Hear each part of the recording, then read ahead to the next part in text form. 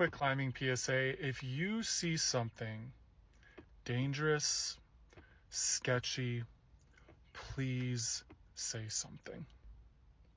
I am begging you. As an instructor, as a coach, I don't care who it is. I don't care if it's my team kids. I don't care if it's an adult and you're a teenager. I do not care. If you want to exist in this community, I consider it our obligation. As somebody who mentors the guide staff at the American Alpine Institute, and as somebody who teaches AMGA single pitch instructor programs, this question comes up a lot. How do I approach somebody who is doing something sketchy?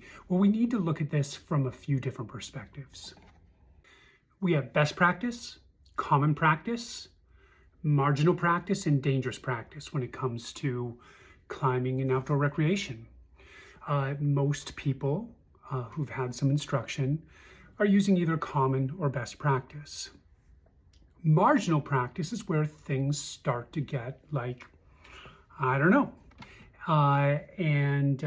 Dangerous practice is where we probably need to say something.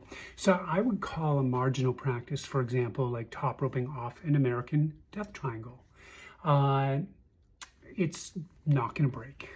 It's good enough. It's bad, but is it going to break? Probably not. And how are you going to approach that person without sounding like a know-it-all? So there's a bunch of psychology around this. In that case, or a similar case, what I would do is consider trying to make friends with a person and then bring it up away from others. We do not want to shame somebody in front of their friends because they won't listen. In fact, they might lean further into their marginal practice. When it comes to a dangerous practice, let's say somebody has missed their carabiner when they put somebody on belay in a tube style device, or they are about to rappel and the anchor is bad or something like that. We do need to step in and say something immediately, regardless of the consequences.